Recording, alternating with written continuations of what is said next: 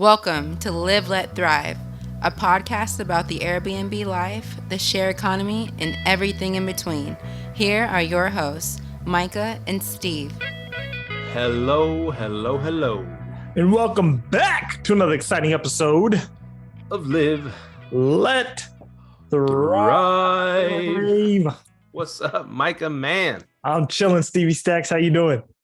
Oh, doing good, man. I'm taking days off from work now, inching towards retirement, early retirement.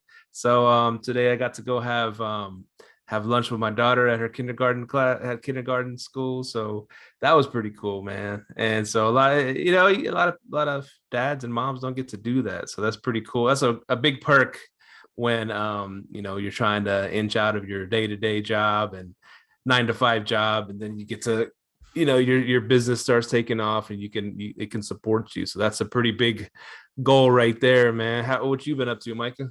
Man, work, and was out driving for dollars today, doing some door knocking, talking to some potential sellers, talking to some for sale by owners, and that's been about it, man. And those days with your kids at school, though, those are the best, man. I used to do that all the time with Malachi last year, and I'm gonna be doing it again this year. So those are the best feelings of being. That's why we do this, man. It's not for money, for freedom, right?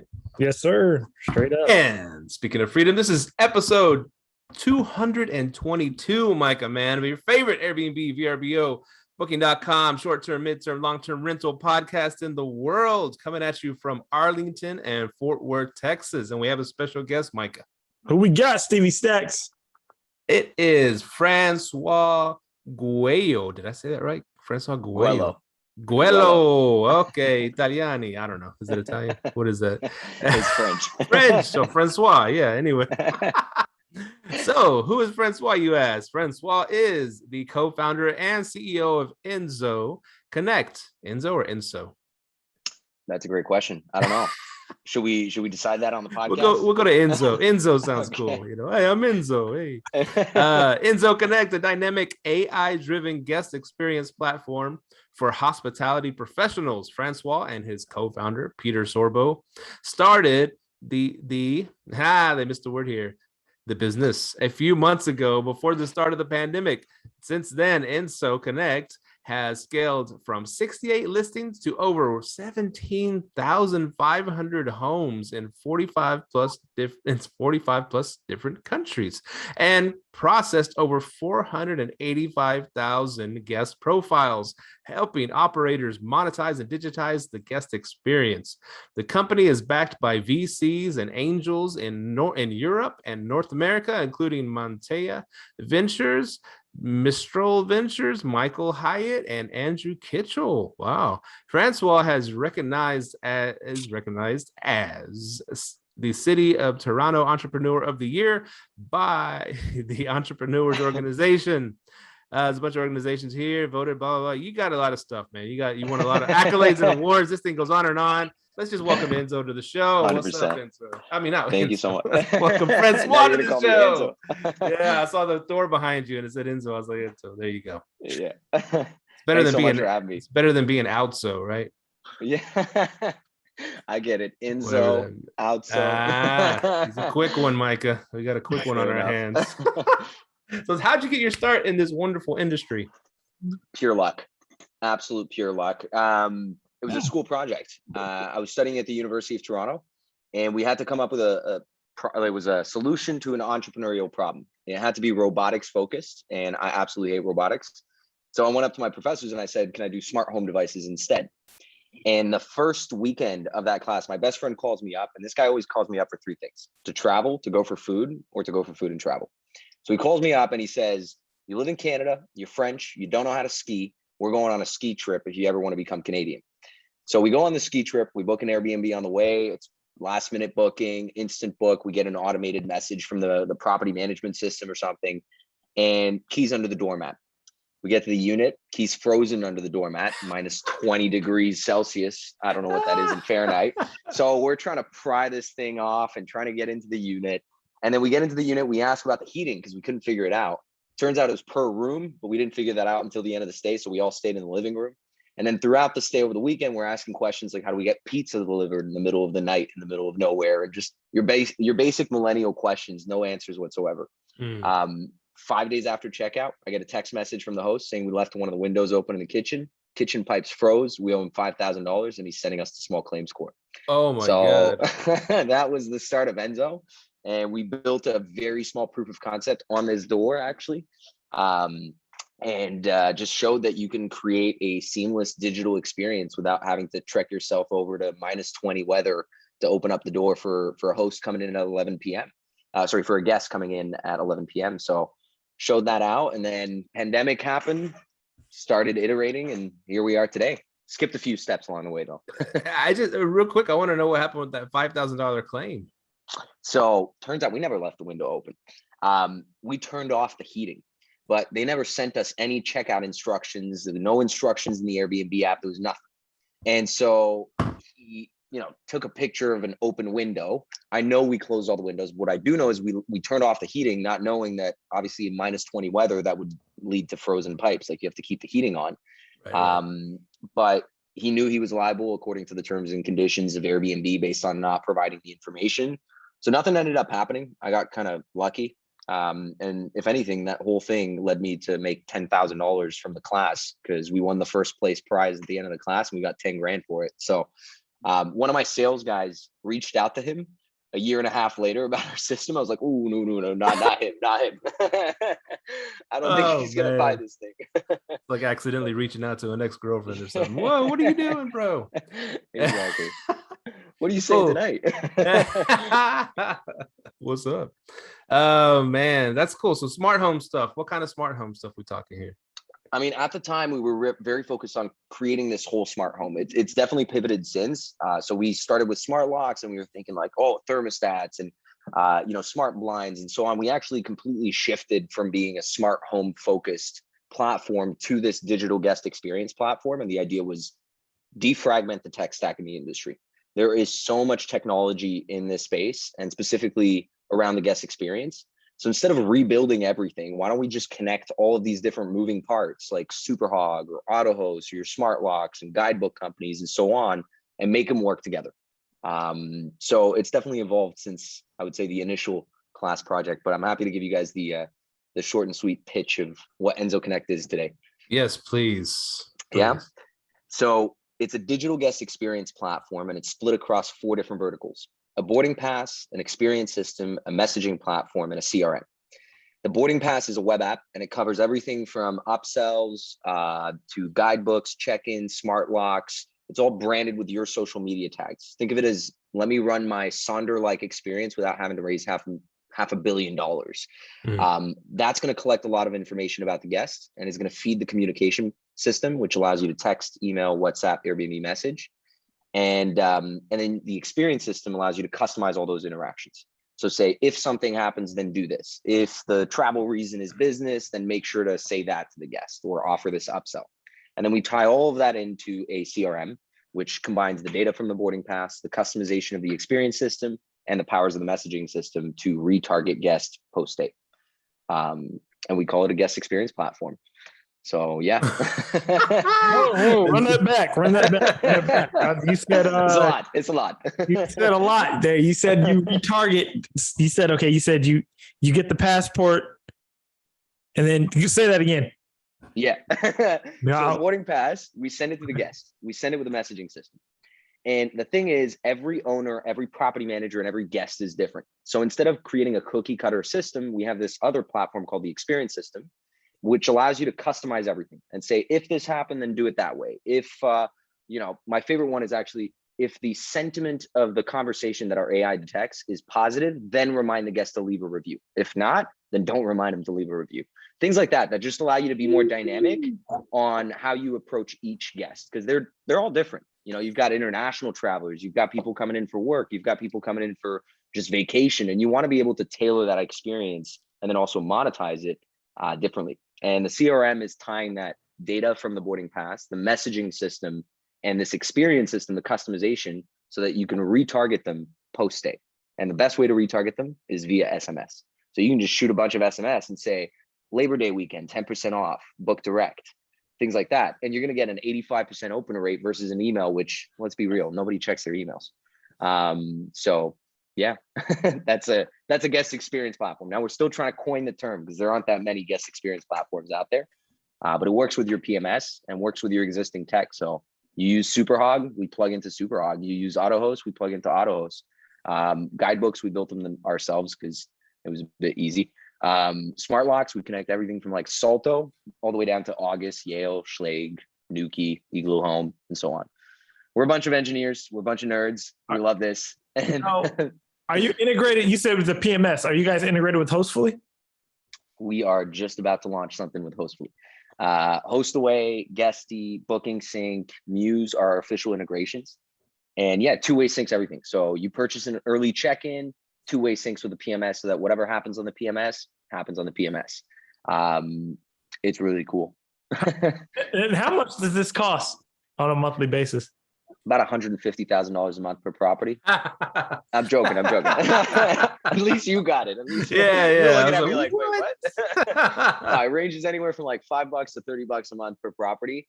But before you tell me another per listing model, the upsell thing is my favorite part. We have a customer that pays us $240 a month. In 2 weeks, he made $640 on upsells. So he's essentially paid his platform for the next 2-3 months. And if he keeps going, he's going to pay the whole year well before. I love per listing, man.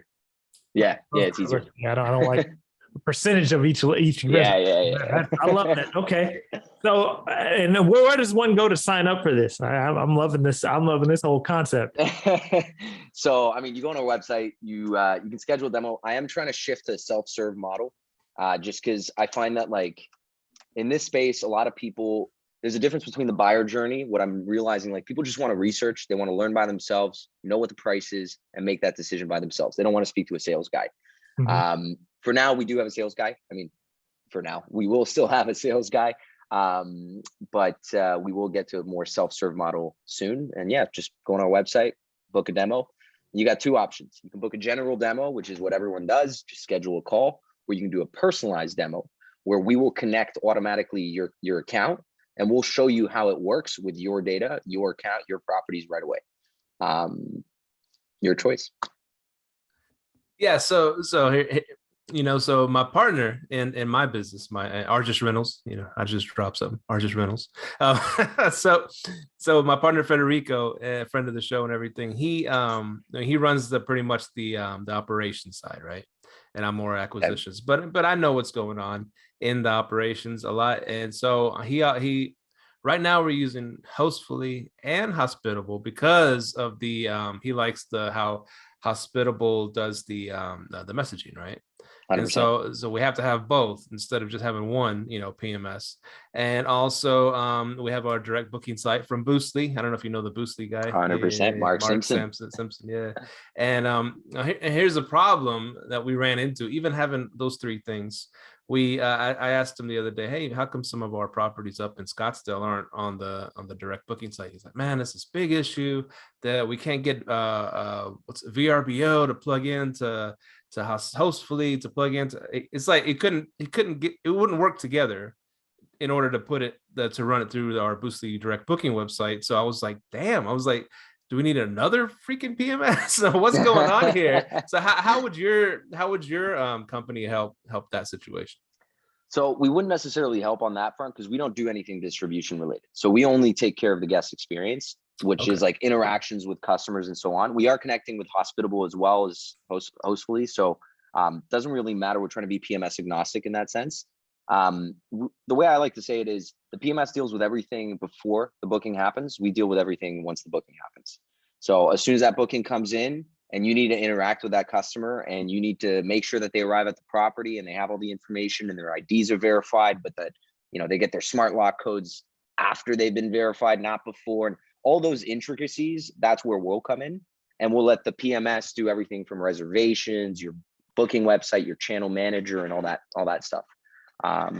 So yeah, we're post-booking, although we do deal with a lot of things inquiry related, to be quite frank. I mean, we have different features around that front that allow you to like convert more inquiries to booking. One of them is, I call it the inquiry converter, literally.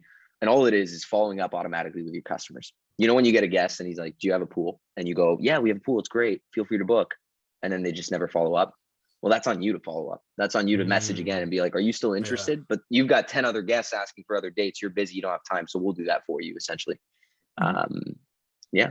Dude, that's the biggest thing right now, man. And because like when we're like about 70 units now, right? Yeah. So once we get to that level, I mean, let alone holding the company together is a bit of a struggle, but and growing, and then you have to worry about, you know, following up and missed opportunities, and they just fall through, you know, like sand through your fingers, man. 100%. And so yeah, that alone would be huge for us, because we'll have our VA, we'll even tell our VAs, but still, there's so many things going on, so many moving parts now that it's hard to, I mean, that's what they say, the money is in the follow-ups, right? 100%. It's a sales game at the end of the day, right? Like when you're selling your place or someone else's place to a guest. So you want to make sure they have a great experience. You want to follow up with them. You want to upsell them. I mean, it's the same thing I do to our clients, right? We make sure that they're happy. We upsell them on new features. We all do this. Every business does it. So we're just the platform that enables you to run that in a more professional and, I'd say, cheaper way as well, just because over time you're not going to have to hire a new VA every time you add X amount of listings. The idea is to really get this to self-serve, fully automated digital experience. So we've got a hotel group in Ontario in Canada, and they run their entire hotel, 150 rooms, 2 different locations, with one single person. It's probably sitting on Netflix, just, you know, sitting on their couch watching Netflix, and they just pop up the app, answer a few things from time to time, accept an upsell, and that's it. So that's like my Prodigy account right now. But yeah, that is awesome, man. So can we craft the automated messages, or do y'all have them crafted, or how does that work? So the way I see it is this: every guest is different, right? So you want to be able to tailor different journeys based on different guests, but also channels are going to be different types of messaging. There's certain rules or things you need to do on VRBO that you wouldn't want to do on Airbnb and such. So the way it works is really, are you guys familiar with the company called IFTT? If that, then this? Yes, sir. Like yeah, right? It's like the Zapier of smart home devices. So I mean, I love this company. I in 2014, 2015, I was plugging in a bunch of things. Like I made my apartment into, like, you know, if it was almost, if I did this, it was like red lights, you know, Marvin Gaye, like it was that kind of stuff, right? But that was just because of IFTT. There was no code involved.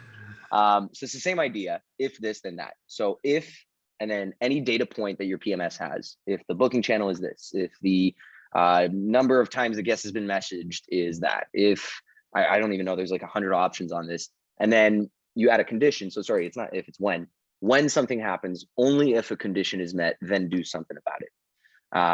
You pick the when, you pick the if, and you pick the then, and that's it. Man, I got to take my wife to a romantic getaway in one of your units. Red lights come on and Marvin Gaye. Careful what you wish for. Jeez, man. What you wish for. Yeah. So how long have you been into engineering? Because I'm an engineer myself, and like, if IFTT back when I was in college, man, when I found out about that, I was just like flat out blown away. I'm like, oh, man, you can basically how I started using it was kind of through real estate. I would create all these IFTTs on Craigslist, and you can be the first one to find out about houses. But yeah, how long have you been into that? I mean, it's funny because I never got into tech until 2015. And then I started studying computer science, cognitive science, did a focus in computational linguistics, so everything NLP related. And my co-founder is machine intelligence. He's the brains behind the operations. I'm just the face. And he's fantastic guy. And I don't know, we just love building different things. I mean, the proof of concept around Enso was using IFTT. We would connect your Uber account. And I just wanted to say, if I know when your Uber arrives as a guest, then unlock the door. That's it. And so we just did a simple like connection between Uber and the thing, and then send a little message to be like, your Uber's arrived, welcome to the house, turn on the lights, you know, turn on the heating, do different cool things. That was the proof of concept initially. I mean, it's definitely changed since, but the fundamentals of customization, if you will, are definitely still there. Because yeah, I mean, if you try to build a software in this industry and then you go and sell to a property manager in your area, you're going to be super happy because you're going to be like, yeah, I built something that works for them. And then you're going to go to any other city and they're going to be like, oh, I do it differently. and you're gonna be like, oh shit, I can't sell this. And you're gonna try again and again. And everyone is gonna say, well, I do it this way and I do it that way. And there's no standardization effectively in this space. So customization is the name of the game, in my opinion. But yeah. And real quick, what is I don't know if you answered earlier or not, but what does the Enso stand for? So Enso is a symbol of Zen, a Japanese symbol of Zen. I got it tattooed on my arm. Now, I'm not that lame where I got it tattooed while I was starting the company. I got it before, so give me some credit there. And we were trying to name the company Enso because I was very tied to that. I don't know if I have the book with me, but there's a book and it's my Bible. It's called The Lean Startup. And it's Eric Ries, if I'm not mistaken. And my parents were horrified that I got a tattoo. And that Christmas, my sister got me the book, and there's an Enso symbol on the cover. So I just figured, you know what? It's a sign. I have to name the company Enso. We called it Enso Connect because a lot of massage parlors in Toronto are called Enso since it's a symbol of Zen. So we had to figure something out. And since we connect a lot of different tools, it's Enso Connect. So yeah, I thought I wanted to stay away from the whole BNB, the whole stay, you know, like it's just, I mean, even our customers, half of them are something stays, something BNB, which is cool. I like it, but it's confusing now. I've got great stays, but I've also got good stays, but I've also got good night stays, but I've also, you know what I mean? It's like, so yeah. Good night stays BNB. Yeah. That's cool, man. What was I gonna say? So what is up with the door, real quick? Explain the door to people. If you see behind him, there's a door with of course written on there is Enso, and then there's a bunch of signatures on there. Where'd that come from? So I wanted to stand out during that class project, right? Everyone was just showing a little tool on a system and that's it. And I wanted to show what a tool could actually do instead of just showing software. So, you know, you round up a bunch of engineers in a classroom and they'll show you your code. And I figured instead of just showing code, let's show what the code can actually do. And so I bought a house at Home Depot, stuck a smart lock on it. And that's where we did the connection with the Uber stuff and the text messaging and so on. And then, you know, I gave it to a friend who needed a new door. Someone kicked through his door in college or something. So I just gave it to them. And and then they were going to throw it out and get new doors for the house. And I was like, oh, no, give it back. I'll keep it as sort of memorabilia. And then now we get all our shareholders to sign it. So it's like a cool little token and all our investors and stuff get to sign it. Andrew Kitchell hasn't come down to Toronto yet, so he hasn't signed that, but hopefully soon. That'd be awesome. Andrew, if you're watching this, you need to sign this. What if Drake buys in? Will you let him sign it? 100%. Drake can have the door, not a problem. Take it. Oh man. So the okay, a lot of people on our show, you know, they're new to the game, right? For sure. And I'm not on our show that listen to the show are new to the game, and so how could something like this help them out? Because especially right now when people are trying to start, I mean, they're going up against some seasoned veterans like myself, and first thing they do, all their weekends get snagged, and then they don't have anything midweek. You know, all the mistakes that we all made in the beginning, they're going to do all that, and they're going to get crushed right away. How would something like this, you know, help them stay afloat until they learn the game? For sure. I mean, I think it's not just this, it's also your tech stack in general. And it depends what your direction is. Like, are you looking to scale or are you looking to run a 4 or 5 unit business and that's it? If that's the business that you're trying to run, then great. There's so many different ways of running 4 to 5 units and just that's it. We work with a lot of scaling property managers. So people who do want to get to your level with 70, 80, 100 properties. In fact, we work with a customer like Jetstream. We're working soon with a customer called Journey, which you guys had on this podcast as well. Journey. So, I mean, we work with a lot of like 500, 1,000 unit type property managers, but right now we've been opening up a lot to 10, 15, 20. I mean, to answer your question more directly, I think it's differentiate yourself, own the city, own the place, own the guests, and own your brand. Don't just be a slave to Airbnb in a way. Mark Simpson will love hearing me say this, but it's really true. If you're going to build a business, you need to build a business that is different from everyone else's. So if you're catering for vacation, then maybe you should cater and have something more for like business. So have a monitor in the unit, you know, or upsell, if anything, the monitor as a perk so that people can then order a monitor and work from home or work from your Airbnb. Sorry, your property, not Airbnb. But Yeah, I mean, differentiation, I think it's really, that would be the core focus for me. And then if it's using the right tech stack, I would suggest looking at a property management system, a guest experience platform, a cleaning and operations tool, and a dynamic pricing. And once you have all four connected working together, then that's when things start to really automate. But you need those systems to speak to each other. So make sure the integrations are strong between those different, systems. Make sure you've got the right tools. So you didn't just pick the first PMS that you found on whatever Google Ads told you. Like, do some research on what features they have. Like, a lot of when I speak to different operators, sometimes I'm kind of shocked. It's like they were just sold on something, and they didn't look at the 1,400 other PMSs that are out there, and now they're stuck. And they're like, "Wow, I spent all this money, I spent all this time. Making the shift is going to be so hard." And it's like, well, it's hard to build a successful business. So yeah. I'm happy you brought that up. Just to piggyback off what you just said, cater to your business needs, especially when you're choosing like these PMS systems. A lot of people, they'll just say, hey, it has this, and I saw it just like on Google and I chose it. Yeah, definitely cater down to your business needs. I think that, and that's, I think, what Enso is pretty cool at doing, because you're bringing that guest experience in and you're catering to that business's needs. That's pretty dope. 100%. No, every PMS has its strengths and weaknesses. I mean, some of them have great channel connections, no messaging. Some of them have great messaging systems, not great channel connections. So it's like a Lego block. Once you start building all those different pieces together, then it'll start making sense. I think there's an initial fear when they see the amount of tech that's out there. It's like, oh my God, I need this, I need this, I need this, I need this. It's like, let's start with something simple. Distribute your properties across multiple channels, PMS. Then let's start with the next step, which is you want to message your guests. So this might be Hospitable, it might be Enso Connect, it might be different systems. And then you're going to see what are the problems that evolve and grow from there. So some people, for example, don't want smart locks. Okay, cool. You don't need smart locks to digitize your guest experience. Not everything has to be smart lock driven. I mean, if you have a villa with like 15 rooms, you don't expect people to just smart lock access themselves. You're probably going to have someone greet them, especially for the price of that villa. And that's fine. That means you might want to focus instead on an insurance provider like Superhot, because that's a 15-room villa and that might have a lot of damage if people are throwing parties there. So you want to know what is the business that you're trying to run. I think a lot of people just run literally an Airbnb business, not a property management business. They run an Airbnb business. They're like quick money fast, and that's fine, but don't expect to scale if you're thinking of making quick money fast. It's going to take time before you can really see your margins get better and the scalability of what you're building. But if anything, how did you guys get to 70 units? Tell me about that. Sheer luck. I'm just kidding.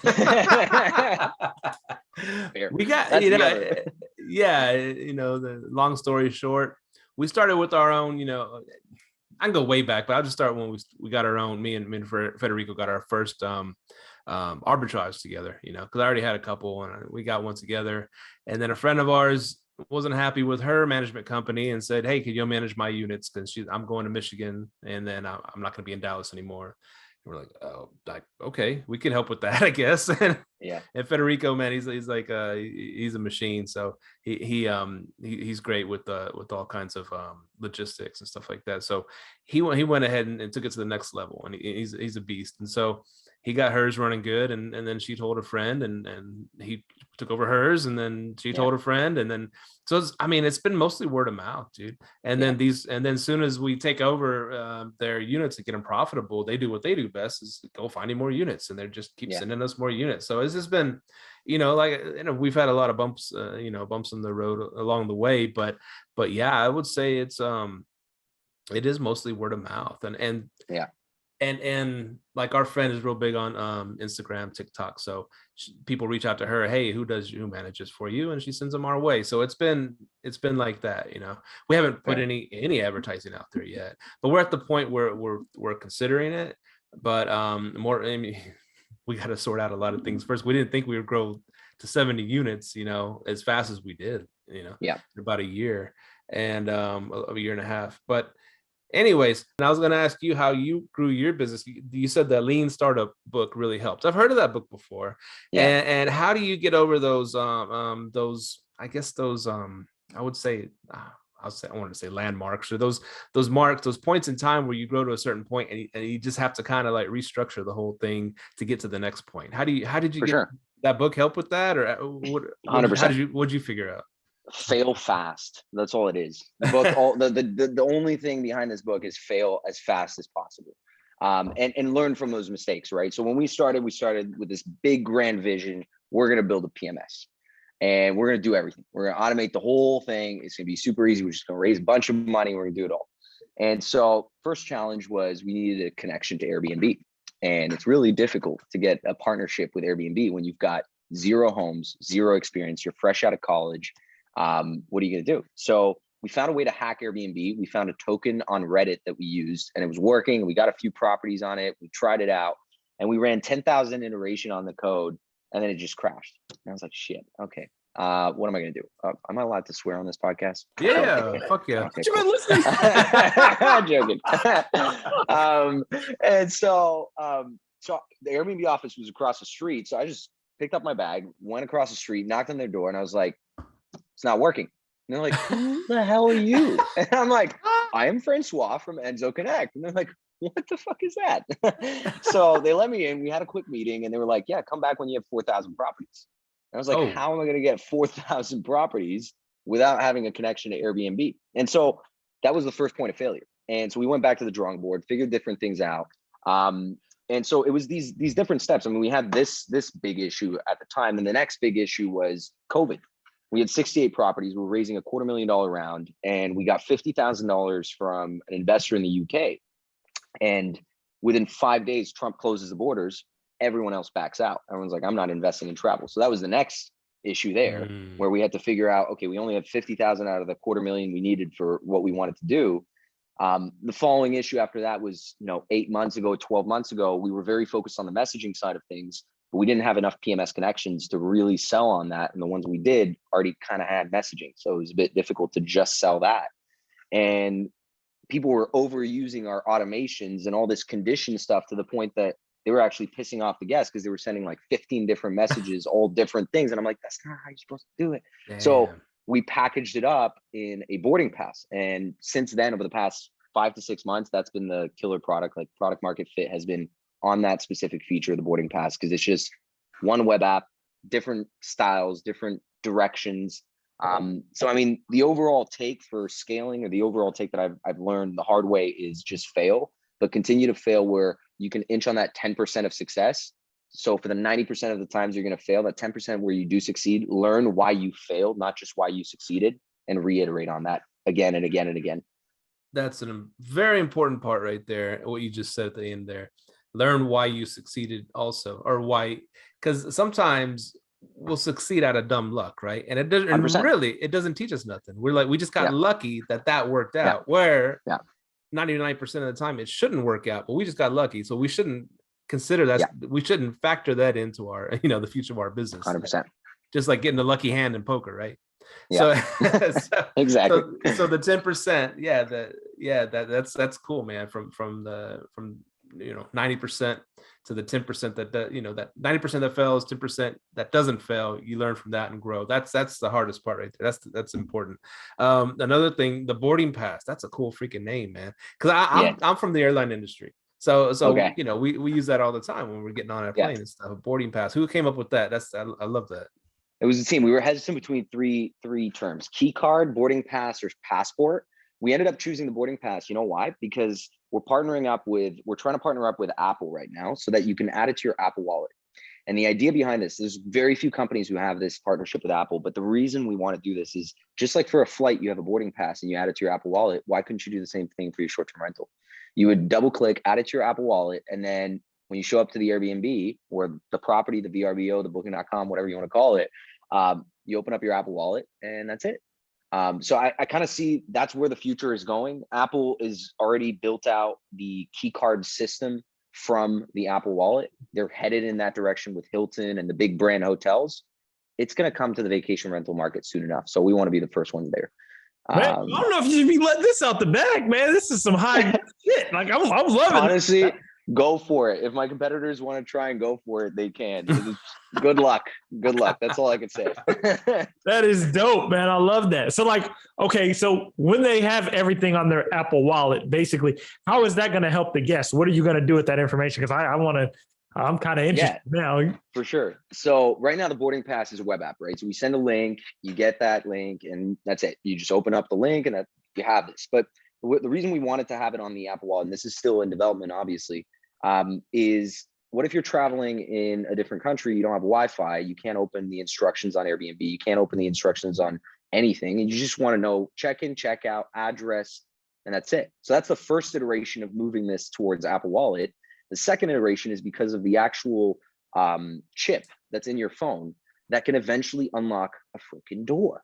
So why couldn't I just tap my phone on the door at the Airbnb and it unlocks the door? It knows who I am. It knows it because it has the right chip. It has the right, all the right information and data. Just tap your phone, unlock the door.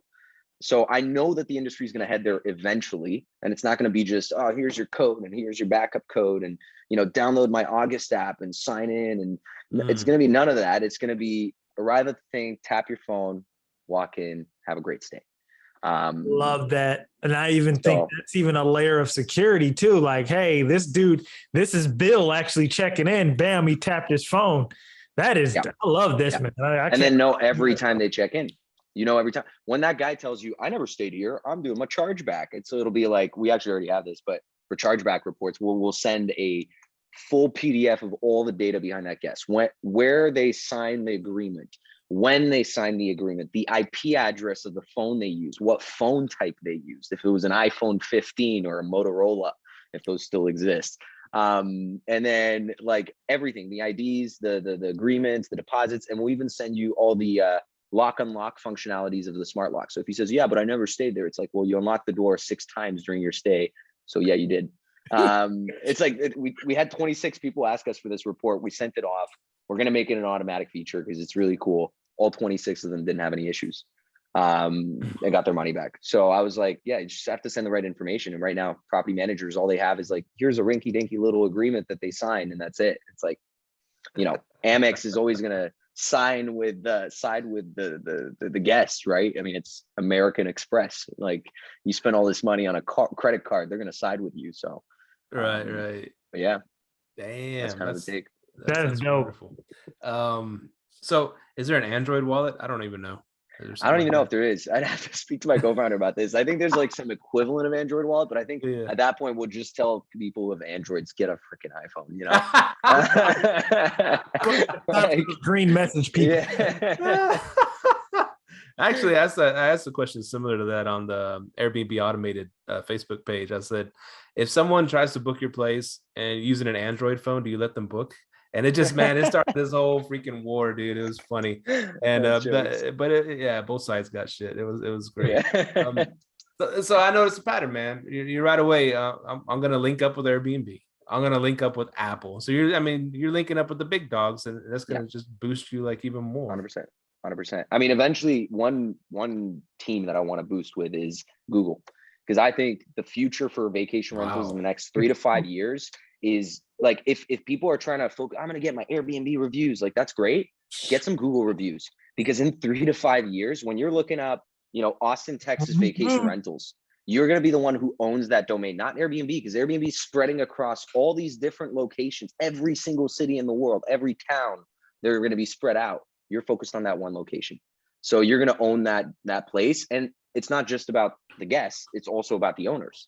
When they're looking up, where do I get my Airbnb managed in, you know, I don't know, San Francisco or whatever, you'll be the one owning that thing. And you know what? Google is sneaky. Like, they pulled this shit with Yelp. They did the whole Yelp review. They're like, yeah, bring your reviews, all good. Yeah. We'll share it with all our millions of people. And then people started doing Yelp reviews and saying this restaurant's great and that one's shit and so on. And then they were like, cool, thanks for the data. Now it's called Google Reviews by Yelp. They're going to do the same thing with OTAs. Right now, you can book a hotel, you can book a flight, you can do all these things on Google. I just booked a flight to Austin, Texas for Guestie on Google for Air Canada, but it was on Google. The Air Canada one was like 5 different pages. The Google was a form. It was name, email, passport number, credit card, done, booked. So if you don't think Google's headed in this direction, you are wrong. I have been telling people, this is the third tech guest that is it. I keep telling people you better get your ass on Google if you're late to the show. If you run a short-term rental business and you ain't on Google, you're about to be a shitload behind in 5 years.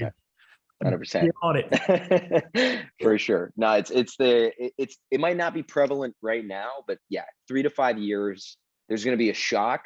I mean, if you think about it, what's an OTA, right? It's just a website where you can book a place. That's it. I can make a Shopify and call it an OTA. I'm not gonna shit on OTAs because there's a lot more involved. There's security, there's KYC, there's all sorts of different things. But most of my friends, they always say, "Oh yeah, you work like with Airbnb and stuff." And I'm like, "Do you know what VRBO is?" And half of them were like, "Nah." And I'm like, "It's literally the first Airbnb. Like it's before Airbnb even existed." So, I think the next one is just Google. They're just gonna take it over and crush the whole conversation there. This is one question I always have for like people going into tech, and me and my partner, we always have this question, this conversation, like with you going into tech, right? And I know you said you tried to partner with Airbnb. With someone who's creating tech around the short-term rental space, do you think it's better for them to partner with Airbnb or with the PMS starting off? With the PMS. That was the biggest mistake we made. Like, why rebuild the PMS? There's already PMSs and channel managers are already, like, if you look at the industry top to bottom, you've got your meta search engine, which is Google, Kayak, Yahoo, although I don't know if anyone uses Yahoo. And then you've got your OTAs, Airbnb, VRBO, etc. Under that, you've your channel managers, then your PMS, and then you've got dozens of systems, insurance, cleaning, pricing, etc. So why are you going to try and circumvent the 1,500 PMSs? I mean, from a data perspective, I completely agree. You control the narrative. Good luck maintaining those relations. Good luck maintaining those connections. Like, it is just, that is why PMSs are not able to build everything. They promise you everything, but they won't build everything because they have to focus on those channel connections. That's where the information's flowing at first. So yeah, I mean, that was, I'd say 6 months, not wasted, but again, learn from your mistakes. 6 months of learning through those mistakes. And why are we going to rebuild that when we could just partner with the best PMSs out there? The Hostfullys, the Hostaways, the Guesties, the Booking Syncs, the Views, and so on in the world. So yeah, if you're new to tech, you need information, get to those PMSs. Yeah.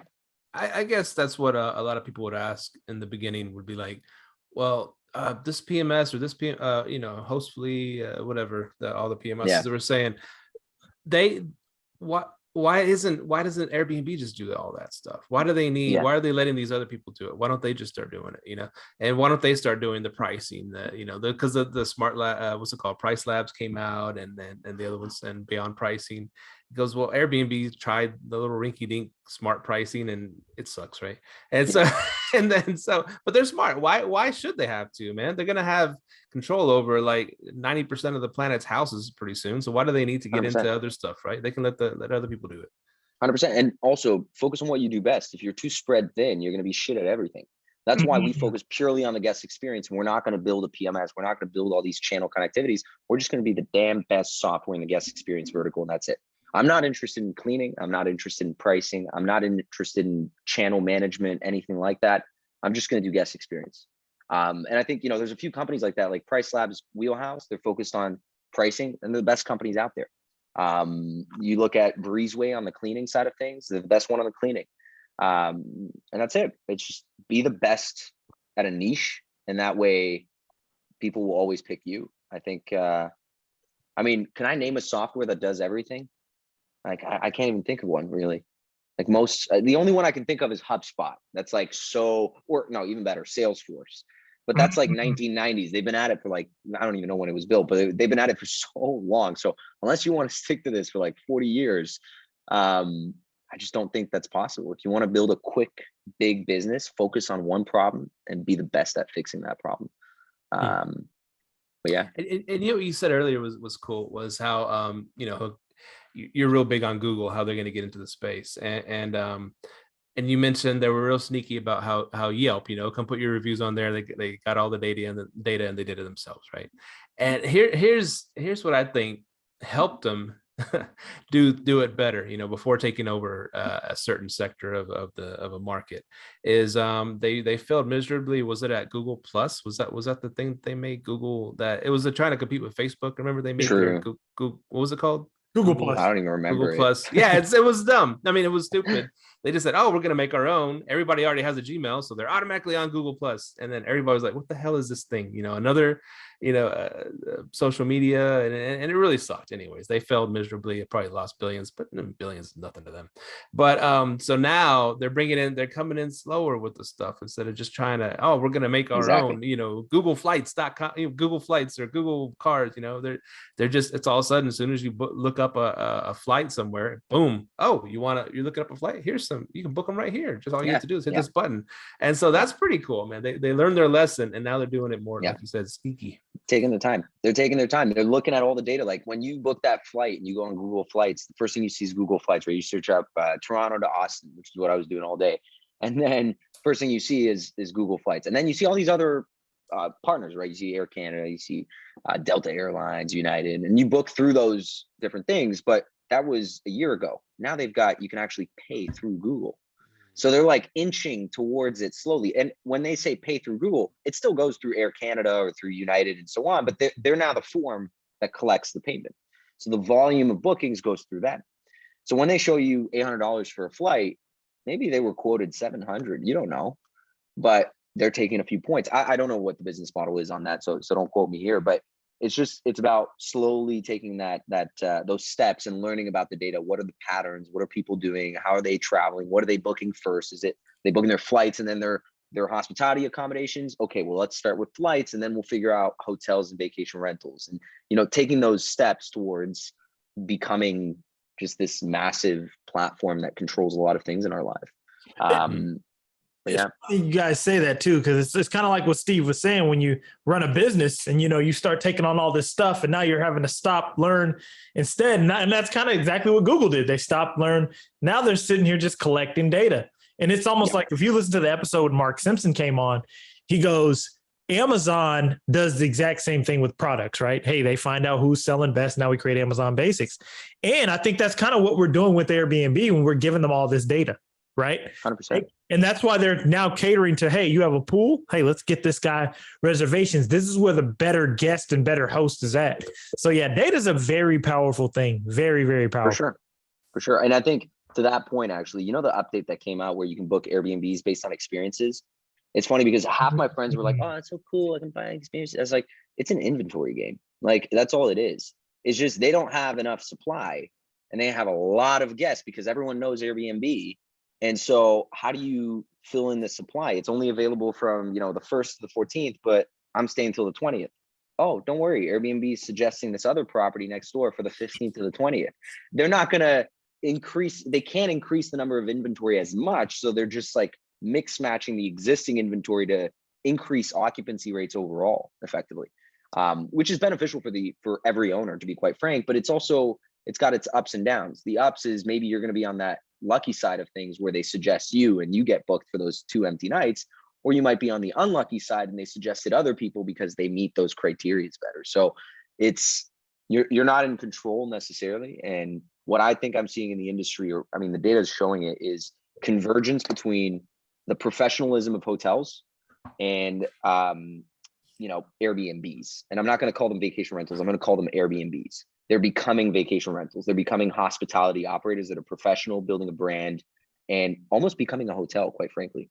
Sometimes you book an Airbnb on or a vacation rental, and you're like, is this a hotel? Is this a home? I'm not sure. Is it an apartment in a condo? You don't know. It doesn't matter.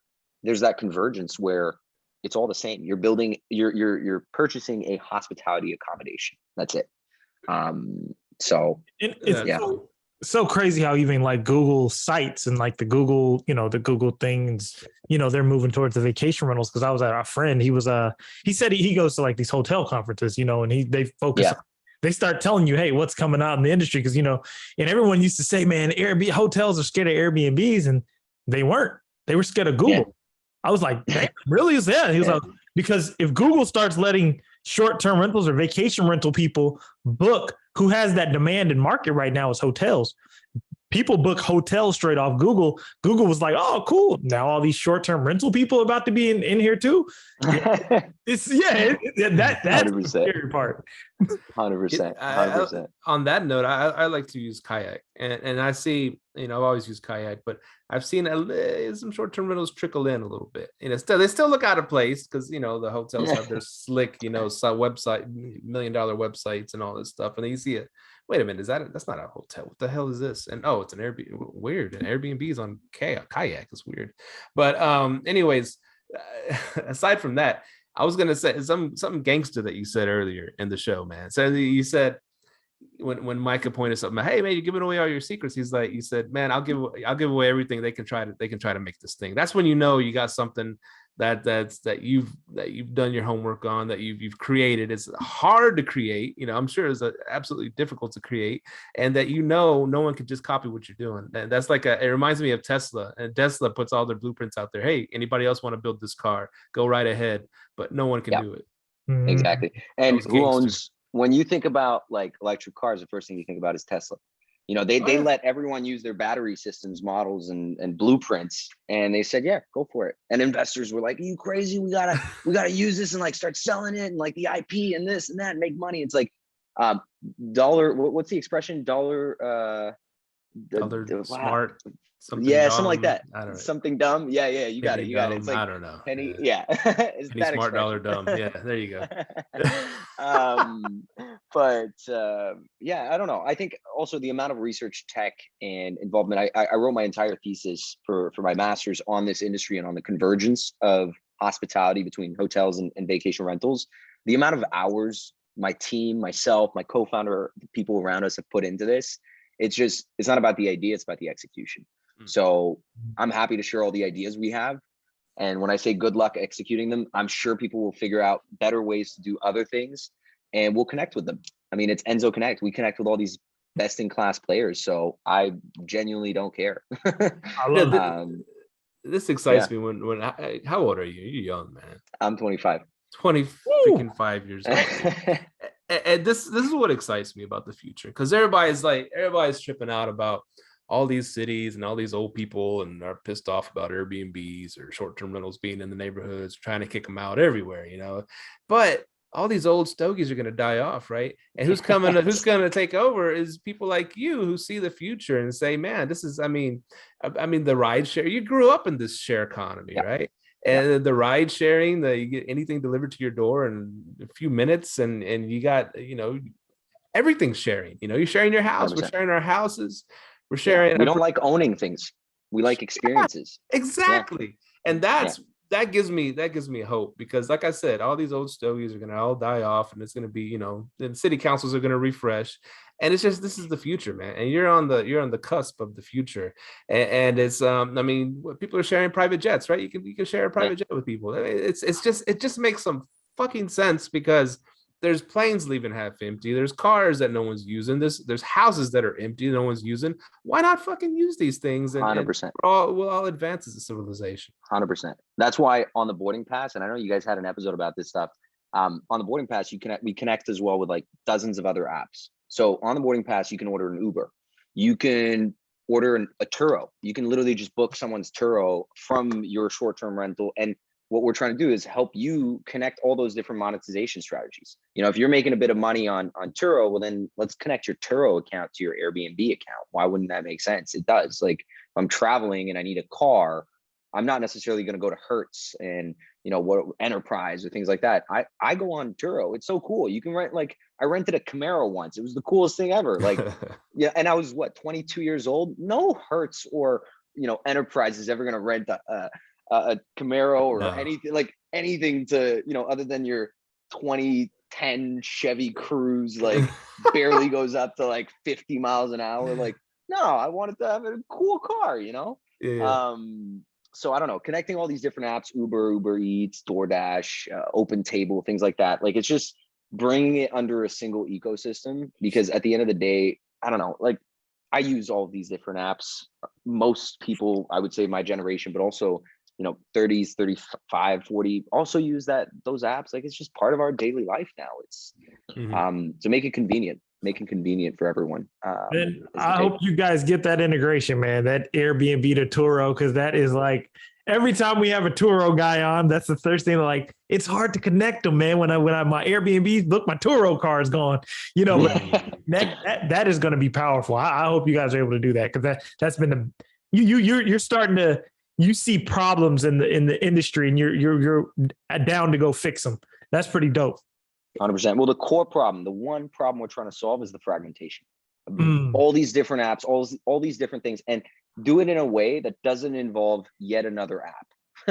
Like, so, you know what I mean? Like, download my app. Like, no downloading apps. It's done. Like, you have enough apps. How many apps do you guys use on your phone? You have like probably what, 30, 40, but you only use 6 or 7 religiously. Exactly. Yeah. Right. So there's no point in downloading another app. I know a few people who download the app for the store to get their discounts, to buy their t-shirt and whatever. And it's like, cool, but you're never going to use that app ever again.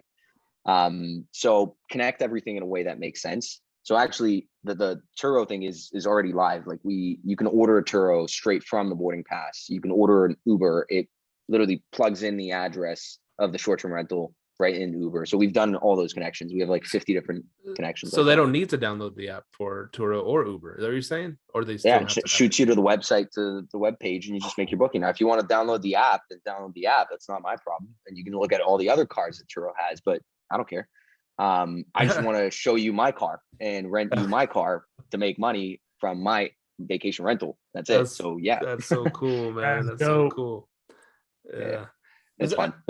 One question I did have like earlier on, it was everybody hates, well, booking.com makes us money, but it doesn't integrate very well with anything. Are y'all able to integrate with booking.com at all? So again, we get all that data from the PMS. So if the PMS has a great connection with booking.com, we will know about it. We'll know which channel, we'll know which communication guests and all that, but we don't go straight to the Airbnbs, the OTAs, the Airbnb, VRBO, Expedia, and so on. We just go through the PMS. But I know that in North America, what I'm seeing from the North American side versus European side is booking.com has a lot of fraud and a lot of issues, chargebacks, people trying to break into homes by just figuring out what the address is first, things like that. So I always recommend using, verification providers like AutoHost and Superhog, but also insurance providers, things that allow you to avoid having any damages. And then my favorite, which we call flex, and this is literally a flex, is giving the guest the choice to choose between a one-time damage waiver, like a fee that they have to pay, or a security deposit.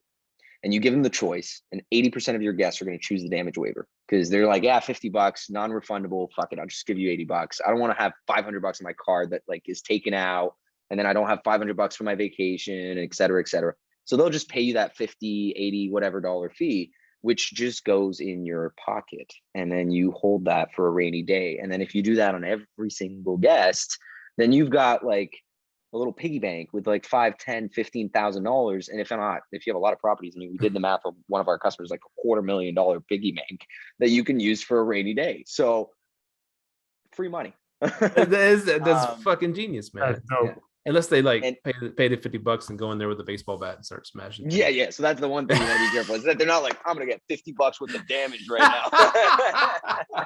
That's the one thing you want to make sure. But again, that's where AutoHost, Superhard, those companies, they'll verify the IDs, they'll do background checks, criminal record checks, make sure that the person who's staying is actually the person who's staying.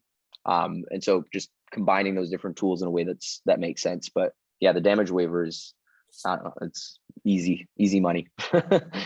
So okay, yeah, man, it's been a great show. We're getting close to the end here, but I have a question. It's on my mind because you're a youngster.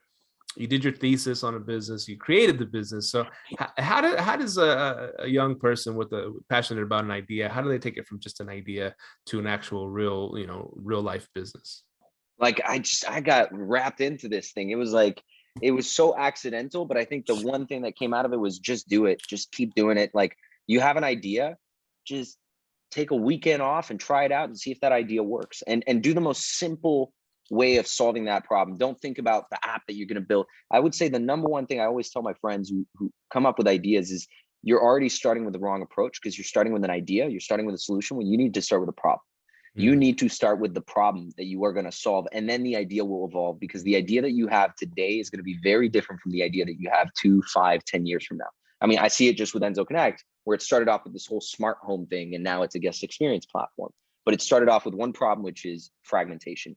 So focus on the problem, and then, you know, in Nike's word, just do it. Nice, so yeah, man.